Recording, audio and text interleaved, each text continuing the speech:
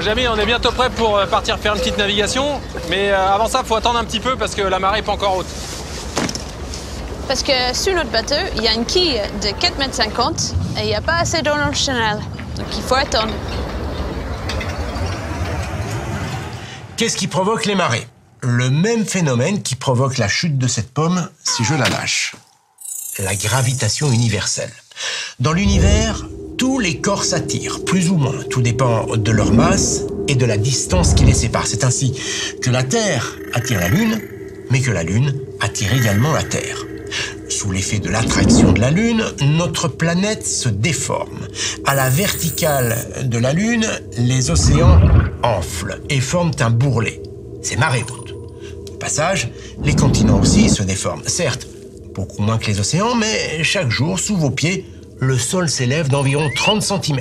On ne s'en rend pas compte, car le phénomène se produit lentement et à grande échelle. Puis, 6 heures après la marée haute, la Terre a fait un quart de tour, et là, c'est marée basse.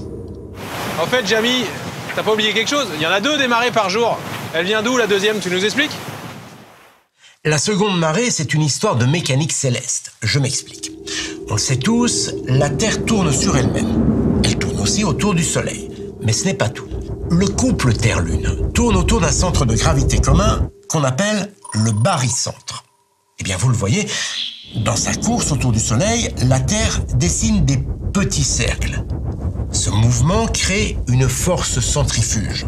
Si la première marée est due à l'attraction de la Lune, 12 heures après, quand la Terre a fait un demi-tour, la seconde marée est due à cette force centrifuge. Et Jamy, tu n'as pas oublié quelque chose?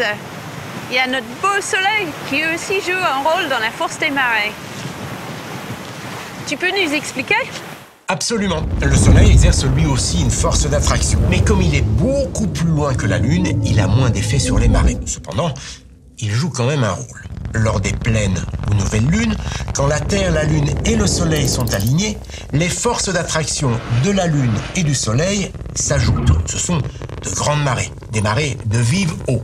À l'inverse, lors du premier ou du dernier quartier de lune, quand la Lune et la Terre forment un angle droit avec le Soleil, les forces d'attraction se contrarient. Ce sont des marées de faible coefficient, des marées de morte eau.